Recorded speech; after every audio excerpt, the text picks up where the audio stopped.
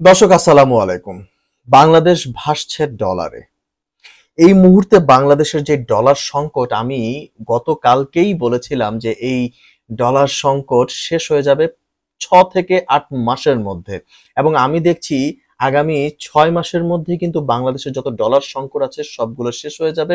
এবং আগামী 6 মাসের মধ্যেই কিন্তু বাংলাদেশের অর্থনীতি একটা স্ট্রাকচারাল জায়গায় চলে আসবে। কারণ আমি খুব আজকেই আমি যে তথ্যটি পেয়েছি সেই তথ্যটি হচ্ছে বাংলাদেশ যেই পরিমাণ ডলার রিসিভ করছে সেই পরিমাণ, মানে এই যে ঋণগুলো যে বাংলাদেশ পাচ্ছে, এই ঋণগুলোর মানে ঋণ চুকানোর যে সময় সেটি কিন্তু বিশাল সময়। সেই সময়গুলোকে এখনো নির্ধারণ করা হয়নি। সেই সময়গুলোকে এক এক করে নির্ধারণ করা হবে, কিন্তু এটি খুব লম্বা সময়ের জন্য এই ঋণগুলো দেয়া হচ্ছে। এবং একই সঙ্গে যে ইন্টারেস্ট রেট রয়েছে সেটিও তুলনামূলকভাবে অনেকটাই কম।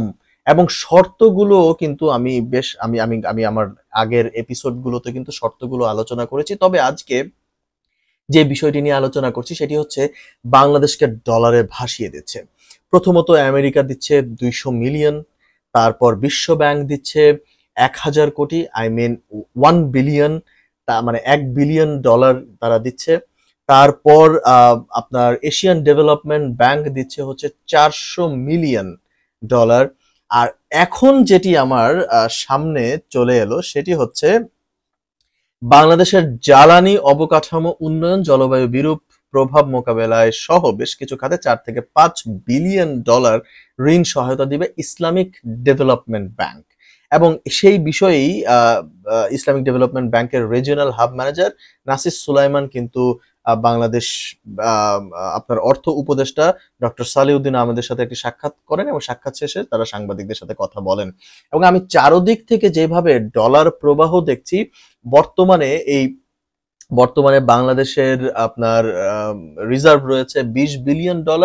এবং আমি দেখতে পাচ্ছি আগামী 6 মাসের মধ্যে বাংলাদেশের রিজার্ভ গিয়ে দাঁড়াবে $30 বিলিয়ন। এবং আমার কাছে অনেকাংশে মনে হচ্ছে যে বাংলাদেশ যখনই $30 বিলিয়ন ছুঁয়ে ফেলবে, এটি কিন্তু অন্তর্বর্তী সরকারের জন্য বিশাল একটি অ্যাচিভমেন্ট বলেই আমার কাছে মনে হচ্ছে।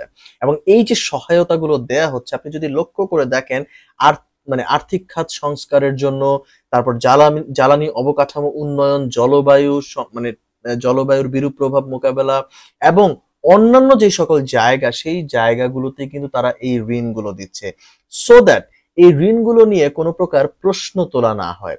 এবং একই সঙ্গে এই যে আপনার অনেকেই যারা বলছেন যে এই ঋণের বিনিময়ে কিন্তু আপনার সেন্ট মার্টিন দ্বীপের মানে চুক্তি হয়েছে কিনা, এরকম যে সকল বোগাস কথা আমাদের মধ্য থেকে মানে আসছে, আসলে আমি এই বিষয়গুলোকে এখন খুব একটা মাথায় নিচ্ছি না, কারণ এই ধরনের তথ্য এখন পর্যন্ত আসেনি। গত 16 বছরের কিছু মেকানিজম ছিল যেগুলো আমাদের সাইকোলজির ভিতরে ঢুকে গেছে। অন্তত আমরা এখন পজিটিভ দিকটাতে যদি একটু চিন্তা করি, তবে পজিটিভ জায়গা থেকে এই মুহূর্তে আমি শুধু এটিই বলতে পারি যে বাংলাদেশের যে ডলার সংকট এবং অর্থনৈতিক যেই সংকট, সেটি আমি দেখতে পাচ্ছি আগামী 6 মাসের মধ্যে সেটির থেকে বাংলাদেশ উত্তোলন করবে। কারণ আমাদের রেমিটেন্স ফ্লো ভালো, আমাদের বর্তমান মানে রিজার্ভ রয়েছে 20 বিলিয়ন, তার উপরে এর মধ্যেই আপনার যেই ডলার প্রবাহ মানে আসছে, সেই প্রবাহের মধ্যেই আপনার দুটি সুসংবাদ আমরা পেয়ে গেলাম। একটি হচ্ছে এই যে ইসলামিক ডেভেলপমেন্ট ব্যাংক 4 থেকে 5 বিলিয়ন ডলার দিচ্ছে, এবং আপনার আপনার বিশ্ব ব্যাংক জানিয়েছে তারা $1 বিলিয়নকে উন্নীত করে তারা 2 বিলিয়নে নিয়ে যাবে। এবং আমি যদি একটু লাইনটি আপনাদের পড়ে শোনাই, the world bank is committed to increasing lending to Bangladesh in this fiscal year to help দি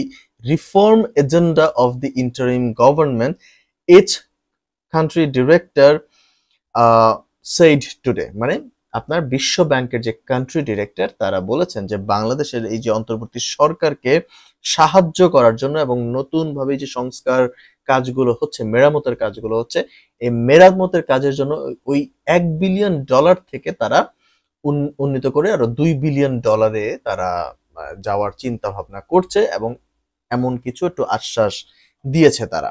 এবং এই যে ডলার প্রবাহ বাংলাদেশে বেড়ে যাচ্ছে, এতে করে যেটি হচ্ছে যে আমরা এই ঋণ খুব দ্রুততম সময়ের মধ্যে চুকাতে পারবো, কারণ আমাদের বোথ সাইড,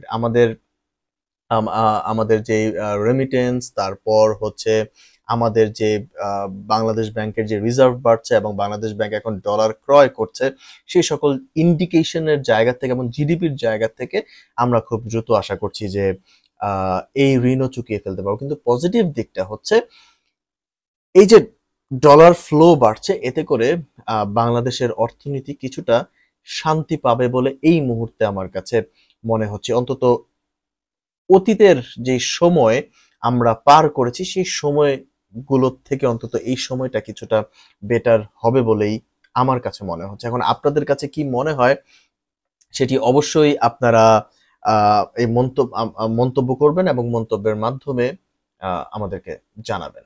ধন্যবাদ।